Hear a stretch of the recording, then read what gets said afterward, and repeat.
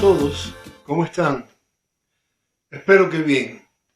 Bueno, pues hoy quería contarles algo que marcó una parte de mi vida, aquí también en el viejo continente.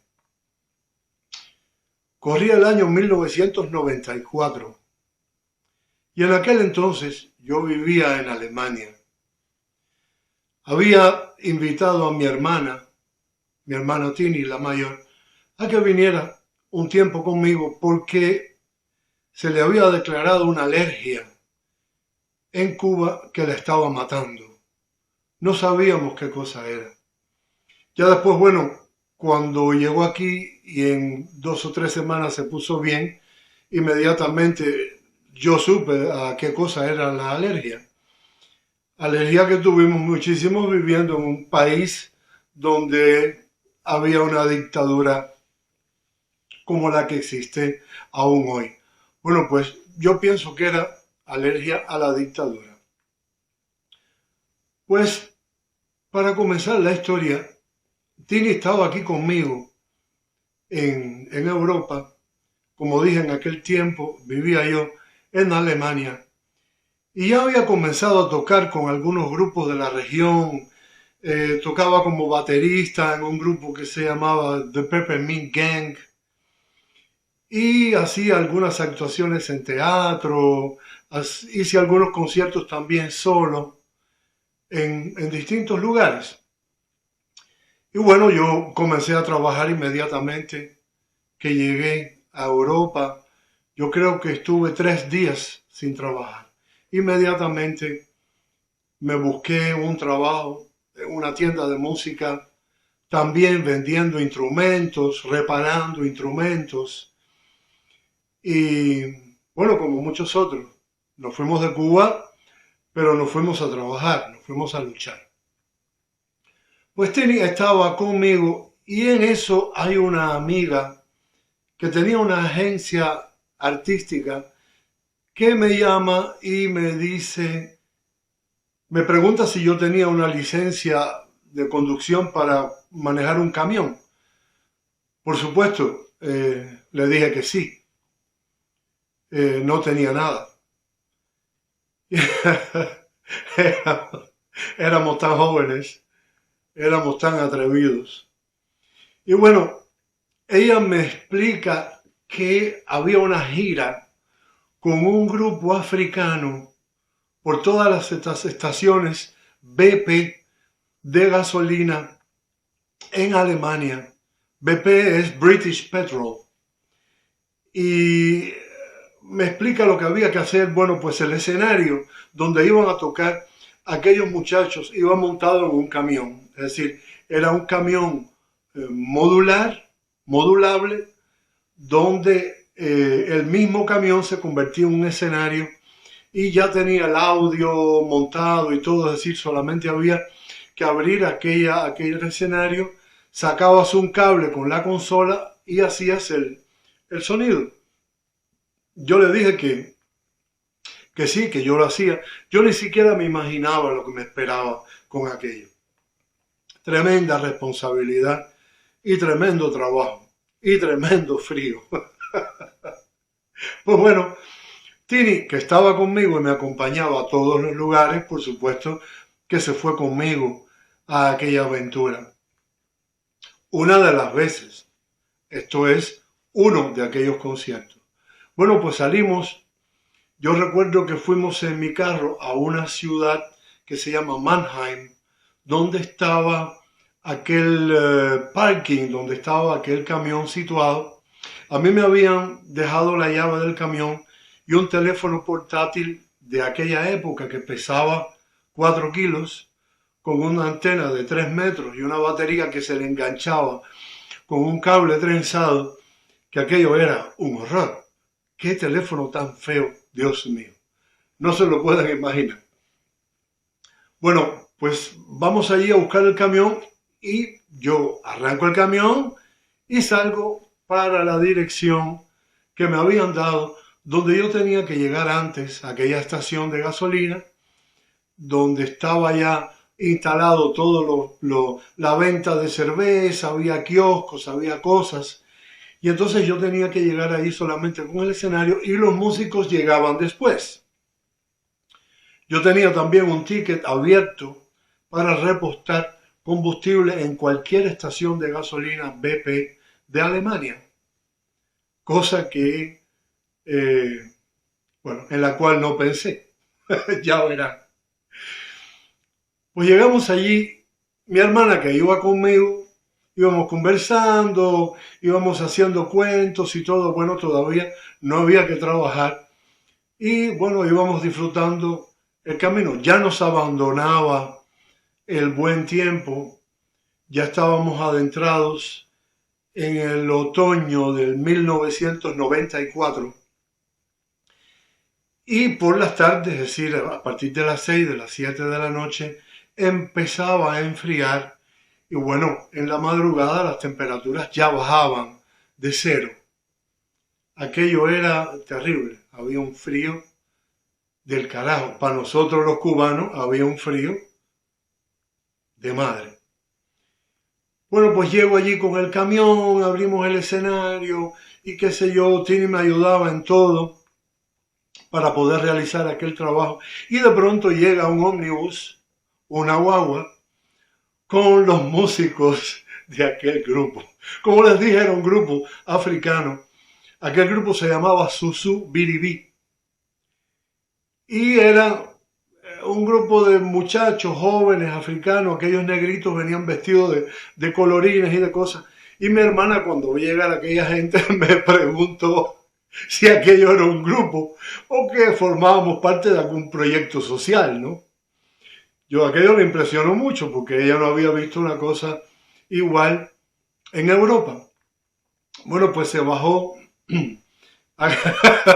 aquella manada en el parking, empezaron a subir al escenario y empezaron a armar sus instrumentos.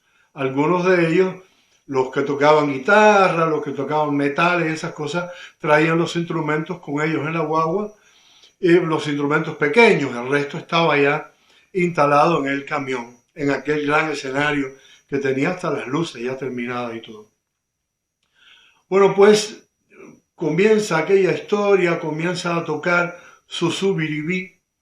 Hacían una música muy alegre, hacían una música muy linda que recordaba aquellas cosas que vimos después, años después, interpretadas por Papa Wemba, una música muy africana. Y bueno, el cantante principal se había hecho ya amigo mío porque yo le había comprado algunos de sus discos, me interesaba mucho lo que estaba haciendo. Y además habíamos coincidido ya en otros conciertos en la Universidad de Landau, donde tuvimos que enfrentar también a un grupo de cabezas rapadas que venían ahí a provocar. Como eran negritos, bueno, pues aquellos tipos, fue mi único encuentro en toda mi vida en Europa con neonazis o cabezas rapadas o hooligans, como quieran llamarle. Aquellos eran unos tipos muy raros. El grupo no era muy numeroso, pero eran tipos muy agresivos. Claro, después de ese encuentro ya no vinieron más porque le distribuimos algunos golpes con una pata de micrófono que yo tomé y bueno, pude librarme de los dos primeros que estaban muy cerca del escenario y aquello parece que les dio un poco de miedo. Después llegó la policía, bueno, pero ahora ya hablando de otra cosa, aquella tarde tocando en aquella estación de gasolina BP con Susu Biribí. El concierto se adentró en la noche, porque allí, claro, por supuesto, la gente que venía a repostar, la gente que venía invitados también, era una gran explanada. Las estaciones de gasolina en Europa, como en Estados Unidos, son lugares inmensos, son lugares grandes donde hay mucho parking para las rastras, los camiones, los trucks en general, y bueno, los parking para los trailers, que viene la gente en trailer, que anda de camino a las vacaciones. Aquella era una explanada inmensa con el escenario en el centro. Y la gente de verdad que comenzó a disfrutar de aquello. Y el concierto se adentró un poco en la noche y terminamos tarde. Bueno, pues los negritos se montaron en su guagua y se fueron. Y yo me quedé allí con mi hermana recogiendo el escenario. Y claro, mientras más tarde se hacía, más pesado era. No porque fuera difícil, sino porque estábamos solos. Y entonces había que recoger algunos cables, meterlos en unos cajones. Había que volver a cerrar todo aquel escenario. Por supuesto, mientras más avanzaba la noche, más frío hacía, más difícil se hacía. Bueno, pues al final de la historia terminamos con aquello y salimos de aquella estación por la autovía que iba en dirección a Mannheim, desde Saarbrücken hasta Mannheim, en medio de la noche, a las 2 o a las 3 de la mañana. Íbamos muy tranquilos y de repente se apagó el camión. Yo no podía imaginarme qué cosa era. Yo solamente sentí que el motor dejó de funcionar y entonces solamente en aquel momento me doy cuenta de mi inocencia, de mi falta de conocimientos en aquel entonces, porque aquel motor se había apagado, porque el camión se había quedado sin combustible. Estuvimos todo el día trabajando en una estación de gasolina llena de combustible, de todos los combustibles, con una carta que yo llevaba que me permitía repostar todo el combustible que yo quisiera sin tener que pagar nada. Y pues me había olvidado de llenar el depósito. A las 3 de la mañana en Alemania, en la autovía, no había ni un alma, no había ni un auto en aquel lugar. Nos quedamos parados en la carretera con aquel camión enorme que llevábamos, con aquel frío. Y entonces le dije a mi hermana, espérame aquí, yo voy a bajar, yo cojo una canistra y voy a echar a caminar a ver dónde me encuentro la próxima estación. En muchas de estas ocasiones, o en casi todas las estaciones, casi todas las autovías, los autobanes de Alemania, las estaciones de gasolina están bastante cerca una de otras. Quiere decir, es muy difícil recorrer 10 kilómetros sin encontrarte una. Y bueno, pese a que la próxima estación no andaba muy lejos, caminamos una media hora en aquella estación porque mi hermana me dijo, me quedo aquí, tú estás loco. Yo no me quedo aquí solo con este frío, con este camión apagado en medio de la autovía, ofreciendo un peligro enorme a aquel camión detenido en el medio de aquella autovía donde la gente viaja a 160, a 200, los automóviles deportivos viajan a veces a 300 kilómetros por hora, porque en Alemania, en muchos de los tramos de autovía, no hay límite de velocidad. Aún hoy en día hay muchos tramos de autovía en Alemania donde el límite de velocidad no existe. Y bueno, ella tuvo mucho miedo y por supuesto que andó a caminar conmigo. Después de haber caminado tanto tiempo pudimos echar un poco de gasolina en una de aquellas canistras para poder por lo menos acercar el camión a una estación. A mí me habían dado un teléfono móvil, como dije al principio, que aquello era una cosa increíble, aquello parecía una cosa de la guerra de las galaxias, ¿no? Era como tener en la mano un ladrillo con una antena, con una batería. Y yo marqué el número que me habían dado y me salió el manager de aquella compañía que además de haberlo yo despertado a las 3 de la mañana, fue muy amable y me dijo que venía a rescatarnos. Después, cuando él llegó, ya habíamos echado combustible y ya estábamos en la próxima estación repostando hasta el tope aquel camión.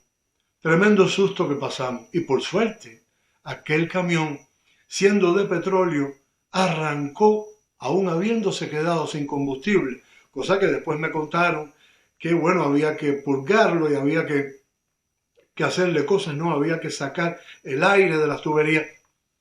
Bueno, pues parece que como yo no insistí en arrancarlo, aquel camión aún conservaba combustible en las tuberías y no había cogido mucho aire y arrancó.